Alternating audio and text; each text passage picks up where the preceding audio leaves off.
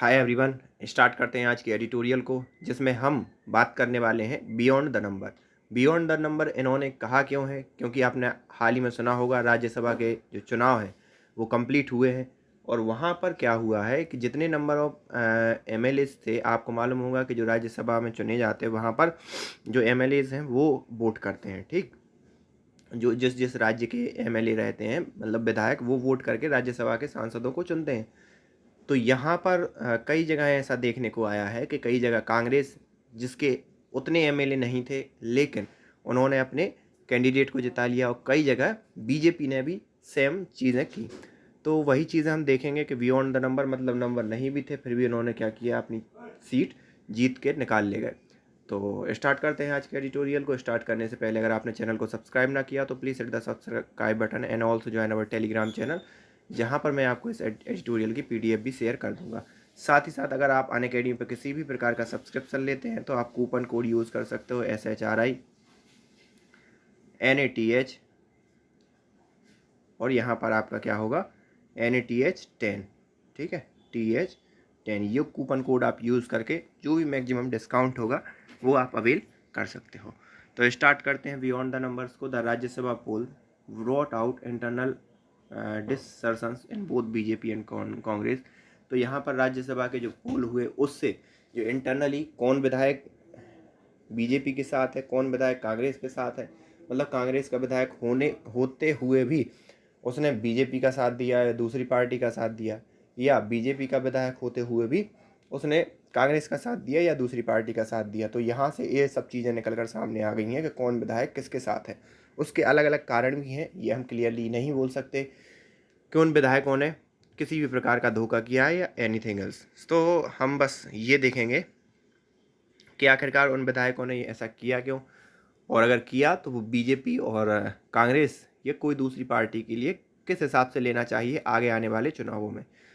Election for the 57 Rajya Sabha seat in the latest found that conclude on June 10 provide notable signal about the political wind in several state. तो यहाँ पर जो 57 सीटों के राज्यसभा चुनाव हुए हैं उनने कहीं ना कहीं जून 10 को उन्होंने एक नोटेबल सिग्नल दिया है कि हवा कई राज्यों में हवा किस टाइप की चल रही है, या कौन आगे आने वाले चुनावों में किस तरफ रुख पलट सकता है।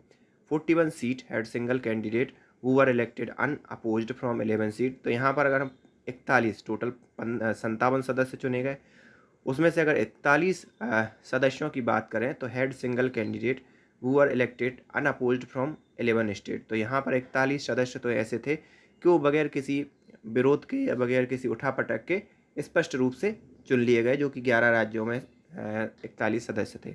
While contest for 16 and 4 state, लेकिन जो मेन गेम हुआ है वो बची हुई 16 सीटों पे हुआ है, जो कि हरियाणा, कर्नाटका, महाराष्ट्र एंड राजस्थान में थी। वर इवेंटफुल, और इसे एक कहना चाहिए देखने वाली बात थी कि आखिरकार कैसे इन राज्यों के चुनावों में कैंडिडेट जीते। And accompanied by charge of the horse trading, sabotaged and misused the power incumbent at the center and state। तो यहाँ पर ये चीज़ दिखाई दी कि कैसे इन 16 सीटों पर जीतने के लिए जो सरकारें हैं उन्होंने अपनी पावर का, अपनी शक्ति का दुरुपयोग किया, चाहे वो राज्य सरकार हो चाहे केंद्र सरकार हो, जो भी जहाँ पर बैठा हुआ है उसने अपनी पूरी ताकत लगा दी अपने कैंडिडेट को जिताने के लिए। The BJP continued emphasis on backward class and weaker section was evident in selection of candidate. और यहाँ पर अगर बीजेपी की बात करें तो वो बैकवर्ड क्लास मतलब ओबीसी एंड जो दलित लोग हैं उन पर उसने फोकस किया, और उसी हिसाब से उसने कैंडिडेट भी चुने राज्यसभा के। Reflected it at least half of the 22 new member the party bring into the Rajya Sabha. और यहाँ पर ये चीज़ देखने को मिली है कि लगभग half of the 22 new member, लगभग 22 नए मेंबर में से, मतलब 22 मेंबर में से लगभग आधे जो राज्यसभा में चुने गए वो बिल्कुल फ्रेश हैं। ऐसा नहीं था कि वो पहले से राज्यसभा में थे और उनका कार्यकाल बढ़ाया गया हो। The Muslim BJP MP who have their term ending in July were not renominated. और यहाँ पर एक मुस्लिम बीजेपी एमपी थे जिनका टर्म जो एंड हो रहा था जुलाई के अंदर, उन्हें रीनोमिनेट नहीं किया गया। And the ruling party will not have a single parliament member from the community now. And the ruling party की बात करें तो उसके पास अगर वर्तमान में देखें तो कोई भी पार्लियामेंट मेंबर नहीं है उस पर्टिकुलर कम्युनिटी से। The Congress on The Congress, on the other hand, continue to be torn deep to the clamor for increased representation by weaker section. 8 of its 10 candidates were from dominant community. तो यहाँ पर जो कांग्रेस है ये कहीं ना कहीं इस चीज़ को दिखाने में असफल रही, क्योंकि उसके लगभग 10 कैंडिडेट में से 8 कैंडिडेट ऐसे हैं कि जो डोमिनेंट कम्युनिटी को बिलोंग करते हैं।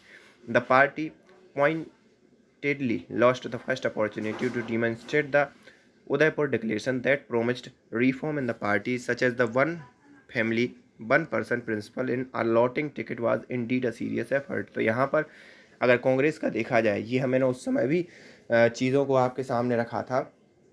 एक समय जब राज्यसभा का नॉमिनेशन हुआ था तो उस समय भी मैंने इस चीज़ को डिस्कशन किया था एडिटोरियल में कि कांग्रेस जो उदयपुर में उन्होंने डिक्लेरेशन किया था कि भैया किसी भी एक परिवार से हम एक से ज़्यादा लोगों को टिकट नहीं देंगे। अगर वो किसी भी राज्यसभा का सांसद है, विधायक है, अगर कहीं किसी राज्य में कांग्रेस पार्टी से, या फिर लोकसभा का सांसद है, तो वहाँ उस परिवार के लोगों को टिकट नहीं दिया जाएगा। ये उदयपुर में उसने डिस्कस किया था, लेकिन उसके उलट उसने इस रूल को फॉलो नहीं किया और उसके उलट काम किया और लगभग ऐसे लोगों को टिकट दे दिया जिनके परिवार से पहले ही कोई ना कोई सांसद रहा है या कोई दूसरी पोजीशन पर रहा है। द बीजेपी मैनोवरिंग कैपेसिटी, और यहाँ पर कहीं ना कहीं जो कांग्रेस है वो भी इस चीज़ को फुलफ़िल करने में फेल भी रही।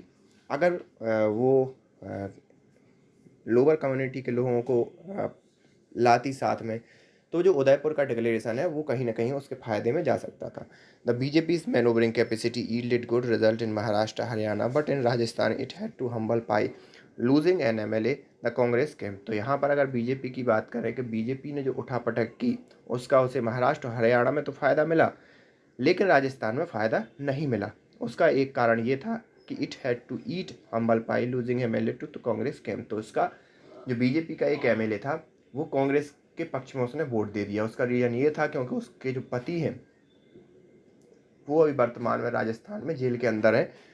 तो एक जो इनकम्बेंट गवर्नमेंट होती है जो कि कांग्रेस की है, तो उसका प्रेशर बढ़ ही जाता है कहीं ना कहीं। तो उन्होंने कांग्रेस को वोट दे दिया। ठीक। In Karnataka the election saw the Congress distancing itself from the JDS trying to emerge as a singular opposition to the ruling BJP ahead the assembly elections. तो यहाँ पर अगर हम कर्नाटका की बात करें, the election saw Congress distancing itself from, मतलब JDS से, जो मतलब पिछले विधानसभा चुनाव में JDS के साथ कांग्रेस ने मिलकर चुनाव लड़ा था, अगर अभी की बात करें तो वो JDS से अलग होती हुई दिखाई दी। तो यहाँ पर अगर देखा जाए तो emerge as a singular opponent to the ruling BJP ahead of the assembly election next year. तो इस हिसाब से वो एक सिंगल सबसे बड़ी विपक्ष की पार्टी के तौर पर निकल कर सामने आई है कर्नाटका के अंदर। The new situation makes the possibility of N alliance distance if not possibles. तो यहाँ पर जो सिचुएशन है उसने इस पॉसिबिलिटी को भी जन्म दे दिया है ऑफ एन अलायंस डिस्टेंस, मतलब कि अलायंस नहीं होगा इफ़ नॉट इम्पॉसिबल। तो यहाँ पर हो सकता है अलायंस ना हो। The BJP show strength in Maharashtra has upset the calculation of the ruling tri parties Mahavikas Aghadi. और यहाँ पर BJP ने जो महाराष्ट्र के अंदर गेम किया है उससे जो महाविकास अघाड़ी की वर्तमान में गवर्नमेंट है उसकी जो कैलकुलेशन है उसको कहीं ना कहीं तहस नहस कर दिया है। And the threat turn in government, और इससे गवर्नमेंट पर भी खतरा बढ़ गया है।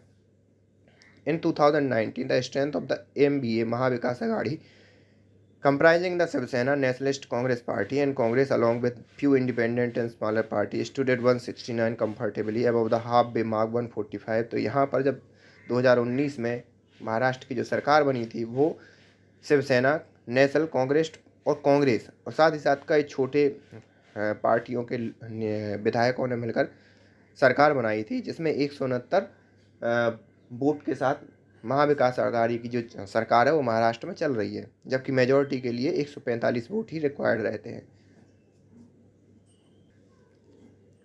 2.5 year last the BJP secured 123 vote in Rajya Sabha election, while the MLA MBA Delhi came down to 161 vote. तो यहाँ पर अगर बात करें तो 2.5 सालों में बीजेपी ने लगभग 123 वोट राज्यसभा में सिक्योर्ड कर लिए। वहीं अगर महाविकास अघाड़ी की बात करें तो उसके जो वोट हैं वो 161 पर गिर गए हैं, मतलब 169 थे लेकिन 161 ने ही वोट डाला। 2 NCP MLA were in jail and could not vote. 2 NCP की जो MLA थे वो जेल के अंदर हैं तो वो वोट नहीं कर सके। 1 सेना वोट वाज डिक्लेयर्ड इनवैलिड, और एक शिवसेना का जो वोट है वो इनवैलिड डिक्लेयर्ड हो गया। 1 सेना MLA had died a month एगो, और एक शिवसेना का MLA 1 महीने पहले ही उनकी डेथ हो गई। Through the MBA government faced no immediate danger, the shift of at least 10 votes to BJP has brought it closer the majority mark amid murmurs of the discontent within the three party। तो यहाँ पर अगर बात करें तो महाविकास अघाड़ी एकदम से जो डेंजर वो है वो उसने फेस नहीं किया है। Fresh talk of welcoming disgruntled and dissatisfied MLA could well be possible in the coming day। तो यहाँ पर जो कहीं ना कहीं फिर से अगर बातचीत होगी तो गुस्साए जो विधायक हैं उनसे फिर से बातचीत अगर महाविकास अघाड़ी ने की तो वो फिर क्या होगा, वो MLA फिर से वापस आ सकते हैं। Rajasthan CM Ashok Gehlot and Chhattisgarh CM Bhupesh Baghel have reinforce their position within the Congress. और यहाँ पर अगर बात करें राजस्थान और छत्तीसगढ़ की तो दोनों ही मुख्यमंत्री ने अपनी जो पोजीशन है कांग्रेस के अंदर उसको कहीं ना कहीं ताकतवर किया है with in the Congress एमिड demand of their exit. तो यहाँ पर जब उनकी संन्यास लेने की बात हो रही थी उस समय जो गहलोत हैं उन्होंने भी अपनी पावर दिखाई, और छत्तीसगढ़ में जो CM भूपेश बघेल हैं उन्होंने भी अपनी पावर दिखा के पार्टी के अंदर अपनी पकड़ जो है और मजबूत कर ली है।